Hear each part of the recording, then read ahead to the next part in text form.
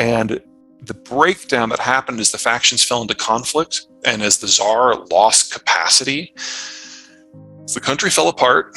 It lost over 1/3 of its population in 5 years from famine.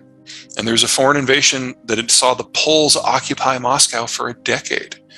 They call it the Time of Troubles. I've always known that I was going to outlive the Russian Federation.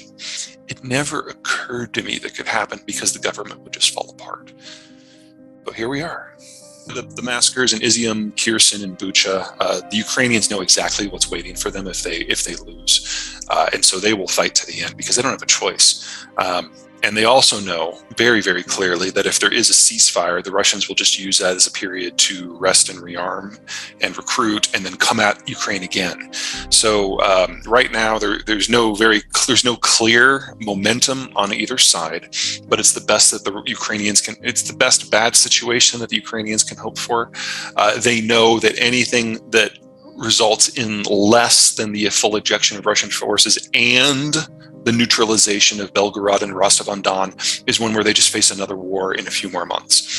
So the Ukrainians will not accept any sort of peace deal unless it's forced upon them by the countries that are supplying them with weapons. Oh, and a quick word on that. There's a lot of shit going on out there about how we don't know what's happening with the Russian weapons, or I'm sorry, with the Western weapons that are going to Ukraine.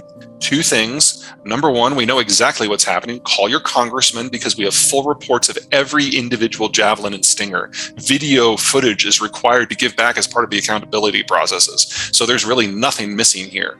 I mean, if you're going to rob Western assistance, you're going to go after the humanitarian aid. We haven't seen that happen at scale anywhere. So, don't say you're asking a question. Don't say we don't know. We do know. All the data is there and every congressperson has access to the full information. Number two, with the exception of 2 Patriot batteries, every single piece of equipment that we have given the Ukrainians is stuff that was slated for dismantling anyway.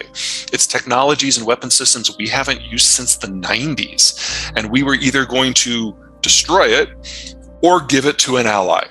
Here we are. Okay, so that's that. Sorry, a little rant. People get me every once in a while. I hate it when people deliberately lie. What was the other half of the question? Data suggests we're going very firmly in the opposite direction on both sides of the Atlantic. The Europeans have had it underlined very, very clearly to them what will happen if Ukraine falls. They know the next phase of the war, if Russia gets his way, comes for the European Union. And number two, on the United States side of the equation, a lot of the naysayers have been proven to be relatively foolish, and the removal of people like Tucker Carlson from being front and center of the American political conversation has really done wonders for people to look at this from a much more nuanced light and a much more honest light. So the more recent polls suggest that support in the United States for Ukraine has risen by about 1/3 over the last 4 months, which is one of the sharpest political shifts we've seen in any question for the American citizenry in a very, very long time. As for how long we can maintain this, remember that the United States, the largest expeditionary force in the world with a standing army of nearly 1 million men, has 30 years of back equipment that they can put into this before they start to affect the United States Army's regular military preparedness. The only weakness we have is with artillery shells, which we've used a standardized system for a while. And so we've tripled the output of our factories when it comes to building those munitions over the course of the year so far. We're going to need to triple that again. That is the soft spot in this. But when it comes to the rank and file equipment that you use for the war, Challenger tanks, anti-aircraft, bullets, all of that, we look pretty good on our side of the Atlantic. NATO, not so much. The Germans have already given pretty much everything that they can. And I know that people have given the Germans a lot of crap for not giving a lot, but they are the 3rd largest donator of equipment so far. The big sticking point between the United States and the Germans is that the United States has wanted to give more faster. And the Germans are like, wait a second. It's not enough to train the Ukrainians on how to use our gear. We also have to train them on how to maintain our gear. And if you think about in a war where things get broken all the time, that's a really good view when it comes to preserving war fighting over the long term. Because not one tank that goes there is not going to get shot at. And you have to make sure it can participate in more than one battle. Sure, let me bring up this bad boy map. Okay, the red zones are the territories the Russians occupied at the end of the last war. The pinks are what they roughly currently hold. In addition, territory that they've captured in this war and have held, and then the yellow is territory that they had but lost. Right now, the Ukrainians are doing two big pushes. The one going south from Zaporizhia, the goal is to get to the Sea of Azov so that they can then target the Kerch Strait Bridge directly. Now, if you guys remember last year, someone blew up part of the Kerch Bridge. It used to have 4 road lanes and 1 rail lane. 2 of the road lanes were destroyed, and the rail line was so damaged it can't take cargo any longer. So what the Ukrainians want to do is, if they can, that southern push, if they can get to the Sea of Azov, they achieve 2 things. Number one, that last road connection on the Kerch Bridge can be targeted directly, and that's the end of all supply there.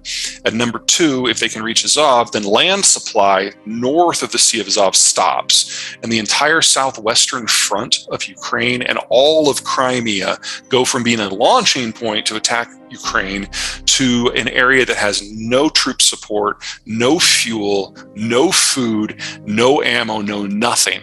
And you trigger, hopefully, a collapse in the Russian political system, because it will become obvious to everyone that the Russians can't even support their own forces. And that is where the bulk of Russian forces are.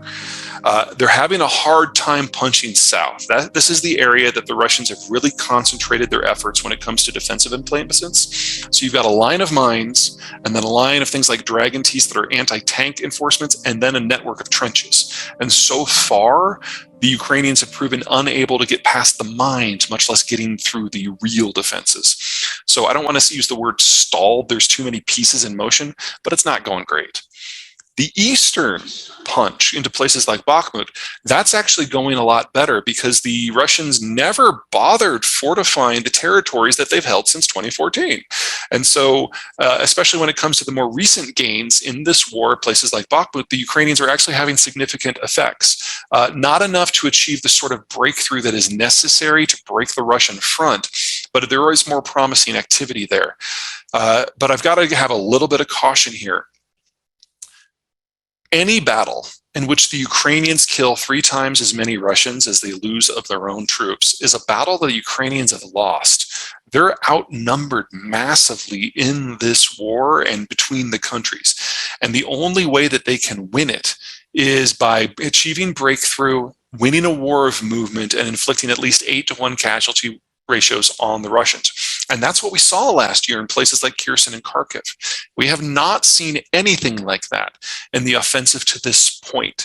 It's not quite an attritional fight. They're still killing a lot more Russians than they're losing, but just not enough. And unless they can break through and force a rout, it's difficult to see the counteroffensive in its current form really changing the overall strategic picture unless something new comes into the equation. That might be things like longer range missiles, but from the point that the United States and NATO give those to the Ukrainians, it's a couple of months before they can actually impact the battlefield. So we're already talking best case scenario like September, and the end of fighting season is October, because that's when it starts to get muddy again.